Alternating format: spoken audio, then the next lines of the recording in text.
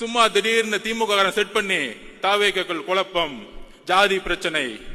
இங்க எங்கப்பா ஜாதி இருக்கு? எங்களுக்குள்ள ஒரு ஜாதியும் கிடையாது. இந்த ஜாதியை உருவாக்குனது நீங்க. 70 வருஷமா திமுக தான் ஜாதியை உருவாக்கி தேர்தல் வச்சிட்டு இருக்கீங்க.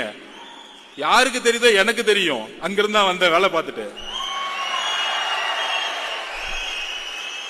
உடனே கேட்பாங்க, நீங்க அங்கதானே வேலை பார்த்தீங்க? திரு எம்ஜிஆர் அவர்களும் 20 வருஷத்துக்கு மேல அங்கதான் வேலை பார்த்தாரு. உண்மை தெரிஞ்சிருச்சு, வெளியே வந்துட்டாரு. அவ்வளவுதான் சப்ஜெக்ட். எம்ஜிஆர் நடிச்சிருந்தா உட்காந்து கான்ட்ராக்ட் வாங்கிட்டு சம்பாதிச்சிட்டு இருக்கலாமே, ஏன் வெளியே வந்தாரு? அண்ணாவுடைய குறிக்கோளை நிறைவேற்ற முடியல, வெளியே வந்தாரு. ஜெயிச்ச பிறகு அண்ணாவோட குறிக்கோளை நிறைவேற்றினாரு. இன்றைக்கு அண்ணாவுடைய குறிக்கோளையும் பெரியார் அவர்களுடைய குறிக்கோளையும் நிறைவேற்றக்கூடிய ஒரே தலைவர் எங்களுடைய தலைவர். ஒரே கட்சி தமிழக வெற்றியோட கழகம்.